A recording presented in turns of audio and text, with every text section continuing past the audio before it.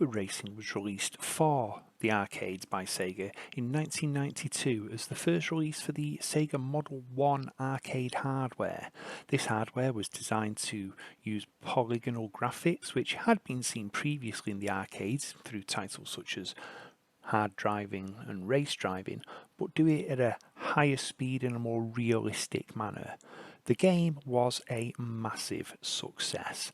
There was just no avoiding it, and people loved it, but obviously the home consoles of the time were not really suited to producing a version of this game due to its massive amount of polygons and high speed. However, this did not stop Sega, and in 1994 two versions of Virtua Racing were released for Sega's home consoles of the time, the Sega Mega Drive or Genesis for our American cousins, and the 32X. Now, today we're going to take a look at both of those versions and we are going to ask the question, are either of them any good? Now, let's head on. First up, we have the Mega Drive and Genesis version. Now, the Mega Drive and Genesis version was only made possible by the development of the Sega Virtua processor, or the SVP, an extra chip that sat on the cartridge, much like Nintendo's Super FX chip did for titles such as Star Fox. The difference between the two really though is, whilst Nintendo's wonderful little bit of hardware did give it some 3D capabilities, it wasn't designed for that, whereas the SVP was designed purely to throw polygons about, and as such Virtua Racing looked better and ran faster than any of the Nintendo products that used the Super FX for polygonal graphics.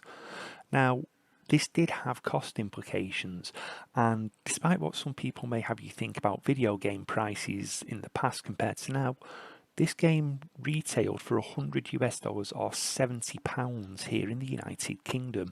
But look at it, it looks beautiful. There are 9,000 polygons a second being rendered by the SVP, and you can really see that. This game looks really good when you think it's running on a console that was originally produced and launched back in 1988.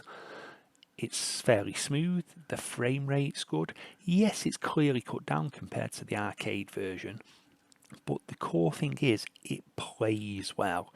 It really does. This is an outstanding title on Sega's 16-bit system. It captures the essence of the arcade machine perfectly. Yes, the audio's a little weak, which is a criticism that could be levelled at many Sega titles from the 16-bit era, but god damn does this play well. Now, let's move over to the 32X version. Now, as I'm sure we're all aware, being gamers, the 32X was Sega's attempt to create a sort of bridge between the 16-bit generation and the full-on 32-bit generation of the Sega Saturn. You plugged it into your Mega Drive and it gave you some of the capabilities of the Saturn. Rather than the Saturn's dual SH1 processors, the 32X just featured a single processor, and it combined that with the Mega Drive's hardware to produce titles. And Virtua Racing Deluxe here is one of those titles, and frankly, it's one of the better ones. It leverages the additional power of the 32X to produce a title which is much, much closer to the arcade than the SVP version. Clearly you can see the difference on screen. The graphics are much, much better. There's more colours on show, there's more polygons on show. Everything is that little bit smoother. Now again, the audio isn't particularly brilliant, but you know, it's a cartridge-based system. It's going to struggle to produce high-quality audio when compared to the ever-increasing amount of CD-based systems that were around at the time. And this 32X version does have a few bonuses. There's 2 new cars and 2 new tracks. So, yeah, it's still a great game. But this is Battle of the Bits. Which of them is better? Well, quite simply, I'm going to call this one a draw. Yes, I know, that's the easy way out, but the fact is, given the limitations of both systems, they're both excellent ports of the game, especially when you stand them next to the arcade original.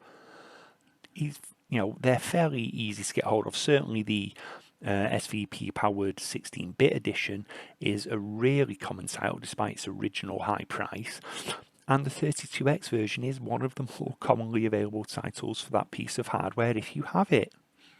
So there you go. It's a cop-out. It's a draw. Yes. So what I want to say now is thank you for watching this video today.